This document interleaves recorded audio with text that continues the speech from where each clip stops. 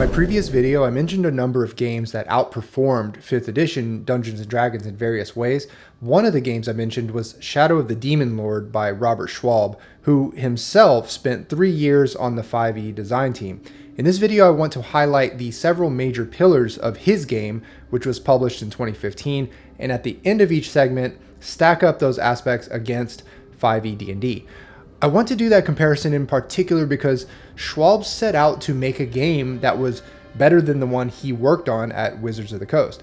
It's not a fair fight pitting a game with a massive corporate-backed team of designers versus one disgruntled designer, but I think you'll be surprised at the outcome.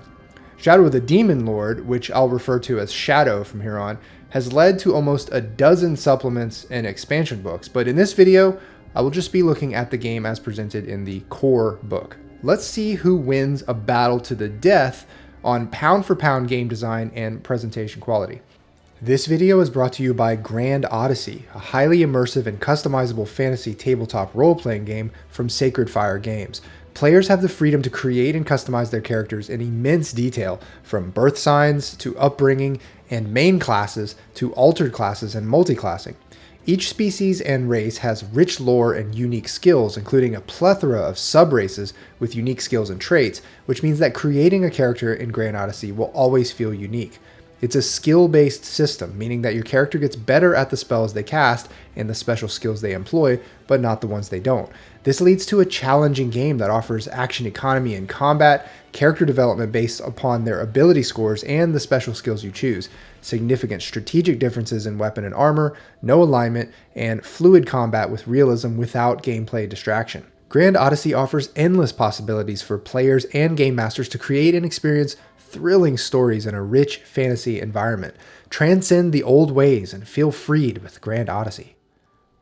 Shadow has a setting that is not to everyone's taste, and this is because it is a self-described horror RPG, and the setting is pretty dark. On the planet of Earth, that's spelled U-R-T-H, cracks are beginning to show between the mortal realm and the realm of infinite darkness, where formless demons and the Demon Lord himself dwells. The features of this world are fairly standard. Magic is real, gods are real insofar as people are willing to believe in them, souls go to the underworld when a person dies, or sometimes straight to actual hell if they've been really bad. Then when demons have finished chewing on all the memories of bad things that they've done, the soul gets reincarnated. Most importantly for gameplay, there are monsters coming out of the woodworks. It hasn't been happening for long, but now there are nasty creatures seeping out of the woods and caves everywhere. I could probably spend an hour describing to you the political and geographical features of this fantasy land. By the way, check out how this map is depicted as drawn on presumably human skin, and the letters are all written as if smeared with a finger. That's all in line with the gritty horror theme that this game is going for. More on that in a minute. Anyway, I'm going to skip the history and politics of this land, even though it's a fun read, and just tell you what's happening now. As of now, the Empire of Caicris, or Caicris, rules over most of the continent, but the king was strangled by an orc king just 1 year ago. The Empire was using orcs as slaves, and the orcs had had enough. After the king died, provinces began declaring independence and the monsters started appearing. There are all these secret cults everywhere trying to bring about the arrival of the so-called Demon Lord, this faceless force of evil that lurks in the void. One thing to note is that the actual shadow of the Demon Lord refers to the evil that seeps into this mortal world and causes people to do horrible things, or corrupts nature, or even the laws of physics and magic itself. As far as these cults go, the idea is that they think by bringing in the Demon Lord that they'll get to rule over the land. But we all know the Demon Lord is lying to them. There's a section of the continent called the Northern Reach, and it has an extensive amount of detail and history provided in the book along with the main part of the continent. I think this is because civilization is pretty sparse here, and you can get a lot of good, violent fantasy adventuring done in these parts. As far as gods, there are a bevy of old gods, but the so-called new god is who the Empire has chosen, and it's the official god of the realm. Comparing this setting to D&D 5e, I'd have to say the winner goes to 5e, even though I don't like how official 5e books are written with their plodding text walls and bland filler-feeling writing style. You can choose from a large number of different fantasy worlds within the 5e library at this point. But it's worth noting that about half of these settings at least, are just rehashes of older publications, often stripped of their charm and certainly devoid of originality. Let's walk through character creation and level progression to see what this game feels like as a player over the course of a campaign. First, we start by choosing an ancestry. There are humans, changelings, clockworks. By the way, the other thematic pillar of this game's setting besides the grim darkness is the flirtation with steampunk. It's not full-blown dirigibles in the sky and monocles and gear-covered top hats, but these mechanical automatons called clockworks are a foundation of the Empire's workforce, and you can actually play as one. Anyway, you can also play as a dwarf, goblin, or orc as well. We'll choose human in this case, and that will give us starting attribute scores of 10 across the board. We can also increase one attribute by 1. You can see here a lot of familiar secondary attributes derived from the primary ones, along with a power, insanity, and corruption score that I'll cover later in the video. Humans also get a couple of ancestry bonuses at level 4 here. These tables are for soft narrative backstory details. The next step is to choose a profession. This is really another soft detail for your character, or semi-soft. The GM is expected to look at a PC's professions from time to time to determine if that PC is successful at a task or maybe grant a roll bonus to an attempt. There are a ton of medieval professions to choose from, or you can make up one of your own. Gear and equipment is not really notable, but you do get one interesting thing, which is purely for backstory. And also settle on some personality traits. By the time you're at this step, you should probably have a good idea of who your PC is and what they're like. The most notable part of character creation is what comes next. The game actually wants you to play a starting adventure before doing anything else with your character. This is intended to be an opportunity to teach the rules as well as consolidate a party's chemistry. So essentially, you all need to go kill a few rats in a basement together. And new players don't have to read anything prior to playing, as long as the GM knows the rules. After the starting adventure is complete, the entire group gains a level. This is where you choose your character's novice path. This table shows the magic of this game's character progression system. At level 1, you choose the novice path, which I'll get into in a minute. Then at level 4, you choose an expert path. And finally, at level 7, you choose a master path. These paths can all be mixed and matched however you please, although you're really supposed to choose them based on what has happened to your character in-game. Also notice that the level cap is 10. This game is built for shorter, more intense campaigns or character arcs. As far as novice paths go, there are 4, and once you choose one, your character will always be on that path, in addition to later expert and master paths that you choose. So for example, if you choose the magician path, you would gain the traits and bonuses afforded a magician at level 1, 2, 5, and 8. Notice a couple of things here. One is that these paths each fit neatly on one page. That is a big deal for looking things up and for new players. And 2, notice that the bonuses are awarded at the same levels across all paths. It's always at levels 1, 2, 5, and 8 that you get novice path upgrades. The next step in the evolution of your character happens at level 3. That is when the group reaches level 3. This is when you choose your expert path. What's interesting here at this step when choosing this path is that you also need to come up with your character's main objective. This is presumably derived from the adventures that you've just participated in with your party, but I just find it nice that the game sort of reacquaints you with the narrative drive within your character at this stage and not just at character creation. The expert paths are much more varied than the novice paths. Here in the core book, there are 16 such paths listed. They are categorized into 4 path types, but those types are not too important. What's important is the actual details of any given path that you choose. Again, each of these paths fit nicely into one page each. And if you're really looking at it, you could take away the art and the description stuff and probably fit 3 paths to a page. That really speaks to the laser focus and simplicity of these rules. As far as what you get with an expert path, it's attribute and characteristics bonuses as well as special abilities at levels 3, 6, and 9. And generally speaking, these expert paths are where you're going to find a lot of the play experience variations in the game. I don't cover the expansion books in this video, but with all the extra paths that have been published over the years, the number of build combinations and play styles that emerge from them is in the millions. When your group reaches level 7, everyone chooses a final path. This can either be a master path or a second expert path. If you're wondering which benefits you get from 2 expert paths as you level up, that's explained right here. But whatever path you choose at this juncture, the game asks you to set upon one final journey or quest. I find this interesting because it's very upfront about the story of your character ending. The arc of a PC in this game might feel short since you stop at level 10, but I'm sure the intent was to cut off the boring half of a PC's journey. Getting to level 7 and then having one last big quest is a way of finishing their story strong, not when they've achieved godhood with all their abilities, but when the threat of becoming too powerful begins to loom. Anyway, here are the master paths. It's a staggering list of 64 possible options for finishing out your character. There are only 2 level ups with each of these paths, one at level 7 when you choose the path and another at level 10, but naturally these are relatively high-powered improvements to your character. You can kind of see at this point that the game is built for shorter campaigns with wildly different character builds. If you end up building out a character that you don't like, you're not stuck with that character for very long before the campaign play cycle is over.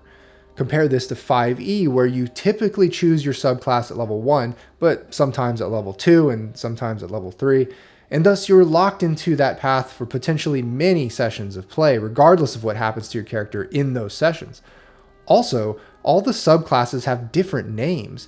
If you only have passing familiarity with 5e, but have the sense that it's overcomplicated in places where it doesn't need to be, this table right here helps to explain one of the reasons you feel that way. Level progression is not uniform, and it doesn't follow any consistency or internal logic within the framework of the game itself, or any framework. Another thing is that 5e makes you choose a class and then feeds you an archetypal theme within that class. If you keep buying the supplements, you get a slow drip of new subclass themes here and there across the classes on offer. Whereas in Shadow, you combine one archetype with another and another across 10 levels, leading to all kinds of interesting emergent combinations. This critical feature of mixing and matching archetypes was actually proposed for 5e by Robert Schwalb at Wizards of the Coast while 5e was in development, but according to him, he was shouted down by louder developers in the room, and the much more restrictive character build method was adopted. One of the features of Shadow that makes it so loved by its many fans is simply how it plays. The first and most obvious feature is that you only need to deal with 4 main attributes: strength, agility, intellect, and willpower. It's a rollover d20 system with a separate d6 pool to handle boons and banes. Rolling a test looks like this. You roll a d20, then add modifiers like attributes and characteristics, then roll as many boons or banes that you have for the situation. Those are d6s. Any situational advantage or ability that gives you a bane confers a d6 to add to your d20 roll. If you have more than one boon, you roll multiple d6s and take the highest roll. Likewise, situational disadvantages or other negative features that your character has picked up could give you one or more banes. Boons and banes cancel each other out, and on any given roll, you're only going to be adding or subtracting a maximum of 6 from your roll here. Anyway, after you've added any boons or bane rolls to your modified d20 roll, you compare that against the target number for the test. You succeed if you meet or exceed the target. So for attacks with a melee weapon, it's d20 plus your strength modifier. Ranged attacks are a d20 plus your agility modifier. Oddly, anytime you roll a test or challenge against something other than a creature, like crossing a narrow footbridge, the target number is always 10. I'm not sure if this would always make sense, but I think it's an easy enough rule for the GM to modify with modifiers. I did appreciate the fact that attribute modifiers are your attribute minus 10. This is very straightforward and eliminates an annoying table that has been around in Dungeons & Dragons since forever. Yes, I know that once you play enough of a game, you memorize tables like this, but it's always better for new or casual players when you don't have to use a table at all for frequently used numbers like these. Much in the same vein, all of your secondary attributes like health and your defense, which is basically your armor class against enemy weapon attacks, are derived directly from your strength and your agility. They are modified by things like your ancestry and maybe your armor that you're wearing, but it's nice to see a sentence like, your starting health equals your strength score. Here's a really notable feature of the game, one that really defines the play experience almost more than any other. Quote, if a creature's health decreases to 0 for any reason, it dies. There are exceptions to this in the case of resurrection spells and maybe a magical item here or there, but those options are largely unavailable to a party. This is just one of those games that wants you to occasionally embrace PC death as part of its offered experience. There is a whole insanity mechanic where if your character picks up more insanity points than they have will, they go crazy and have to roll on this madness table. Notice on this table that there is a 5% chance of instantly dying. You can reduce your insanity points by picking up a quirk, like a speech impediment or something strange that the GM makes up. There's also a corruption mechanic where you pick up corruption points when your character does something evil or uses cursed relics and the like. As your corruption increases, you have a higher and higher likelihood of picking up a mark of darkness, as shown on this table. Both the insanity and the corruption mechanics are definitely a connection between the grimdark theme and the rules themselves, but either one can be cut from your game without breaking too much of the game, I think. One thing I like about the corruption mechanic is that it punishes evil role-playing. It's a sort of safety valve for murder hoboism. If a player wants to kill all the villagers, for example, they'll be covered in marks of darkness in no time. One notable thing about recovering from damage is that it's kinda stingy. You get 1 rest per 24 hours, and that rest needs to be 8 hours long. If it's interrupted for more than 60 seconds, the whole rest is forfeit. But if you manage to get the 8 hours in, you recover damage equal to your healing rate. If you rest for a full 24 hours, you heal double your healing rate. This is relatively harsh and prevents running and gunning in a dungeon or otherwise playing recklessly. There's also a fortune point pool that acts as the requisite meta currency for the game. Players can earn it for good roleplay and spend it on a few things that bend reality in familiar meta ways. Combat itself is broken down into fast turns, slow turns, and an end of round bookkeeping. When it's fast turn time, everyone who wants to take a fast turn does so in whichever order they decide amongst themselves. They can only use an action or a move. Everyone who waited for the slow turn phase then gets to sort out their turn order, and they get both an action and a move. Here's the list of actions that you can take in battle. One thing I thought was pretty notable was the selection of melee attack options open to all characters. These are all default attack options, which is a pretty nice spread of options that can help keep things interesting even if you're not a magic user. Comparing this to 5e, I think that all the mechanics from top to bottom here are just better in this game. 4 core stats instead of 6 just consolidates and simplifies the player experience at the most fundamental level without really losing anything important. The simple method of deriving your attribute modifier by subtracting 10 from your score is just good game design. And same with all the other secondary stats that you derive. Also, melee attacks are potentially very interesting right out of the box with all the options, and casters get castings per spell instead of spell slots, so they can't repeatedly use the same spell and actually have to get creative. The turn order is looser and gives players a lot more room to be creative, and in the end, the insanity and corruption mechanics drive home a specific theme and can add a lot of horror and tension to the game. The approach to magic spells in this game is pretty clever in that there are hundreds and hundreds of spells, but they are broken out into so many different categories that it's actually easy to browse and choose them. Of the 30 so-called traditions of magic in the game, 3 of them are evil or dark: curse, forbidden, and necromancy. Some of the details of the curse spells are pretty graphic and I won't cover them in this video, but if you want a truly horrific and nasty scene in your game, then steer towards those spells. On the other hand, if you're trying to achieve a more general purpose fantasy that's appropriate for all audiences, you can cordon off the 3 dark traditions from your game and still be left with hundreds of unique spells. Spells each have a rank, and that determines how many castings you have by way of your own power level. You regain all castings of your spells with an 8-hour rest. It's worth noting just how brief a lot of these spell descriptions are. The author really wants to give you some rules and then get out of the way so that you can use your imagination. A few of the traditions, such as battle, have special little mechanics attached to them. In the case of battle, if you happen to go mad from picking up too many insanity points, you enter battle madness and can cause a ruckus. Okay, here's a taste of how dark the dark traditions are. For forbidden spells, in order to regain your castings, you need to complete a rest and sacrifice a creature. It's pretty heavy. Here's the resurrection spell that I mentioned earlier.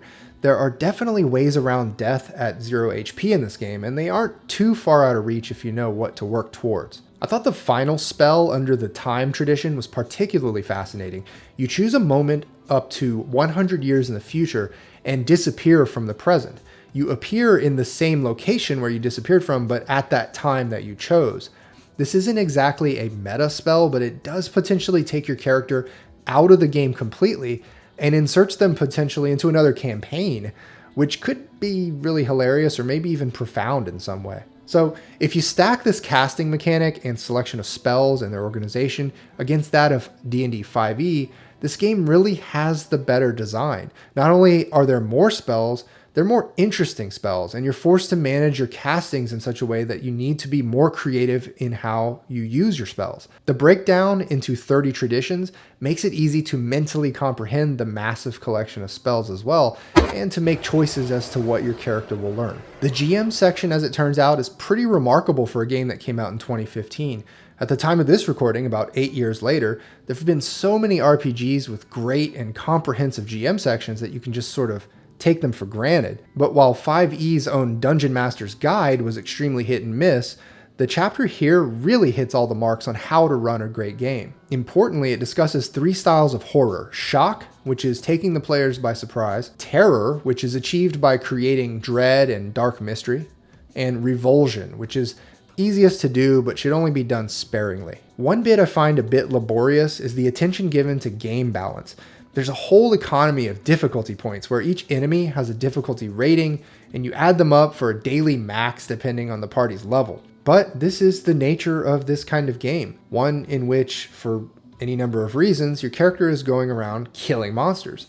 Imbalance in this particular context would mean either boredom on one side or total party kill on the other. Anyway, this GM chapter has a lot of useful information that can be used universally, including several plot structure roadmaps and where they should be used in a campaign. I thought it was quite interesting here, the book saying that you shouldn't kill your characters too much, and that you should even fudge your rolls as GM in order to keep them alive sometimes.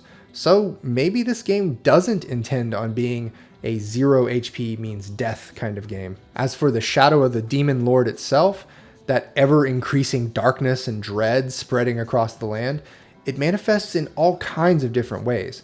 This sort of doomsday countdown reminded me a lot of Mork Borg, a game that came out much later than this one. Thankfully, there are a few suggestions for GMs on what kind of quirks you can hand out to players who are flirting with insanity. Although to be honest, I could definitely see these getting tiresome to roleplay after a few sessions, and especially if they start stacking in a PC. The section on creating enchanted objects is great and particularly full of ideas, going on for a couple of spreads, and this segues to an equally useful section on relics, which are supposed to act as magical items of singular importance in a story. If you were to compare this GM chapter to the entire book, that is 5e's Dungeon Master's Guide, one is not clearly superior to the other. But I will say this, Shadow is a single book that comes with rules for players, a ton of GM advice, and a full bestiary with a couple hundred entries, and a guide on how to make any creature you want. This is a full game in one book, whereas to get these elements in 5e, you need to buy 3 books, each of which runs a couple of hundred pages of loosely edited writing. So in terms of value and respect for your time, Shadow delivers the killing blow on 5e. So anyway, that's just my 2 cents on which game is better. You really have to hand it to Robert Schwalb that he created something so streamlined and so complete just 1 year after 5e came out. Although to be fair, Rob was a longtime staffer and developer for Green Ronin, as well as the writer and designer for countless D&D supplements at Wizards of the Coast prior to 5e. So the genius of this game didn't emerge out of thin air. I do think it's kind of a shame that he leaned so heavily into making the game present itself as horror, both in the title and in some of the mechanics and spells, when he probably would have seen more widespread adoption of his game if it were more milquetoast fantasy. But if you're watching this video at the time of its release, you'll know that the author is planning to sort of fix that mistake by releasing an entirely new game based on Shadow's rules called Shadow of the Weird Wizard. The mechanics will be the same, but the theme from top to bottom will be a lot more universally palatable fantasy. I'd love to hear your play experiences with Shadow of the Demon Lord and what you love and don't love about the game. And if you would like to keep this channel alive, please consider joining my Patreon. Links are below. Thanks for watching. See ya.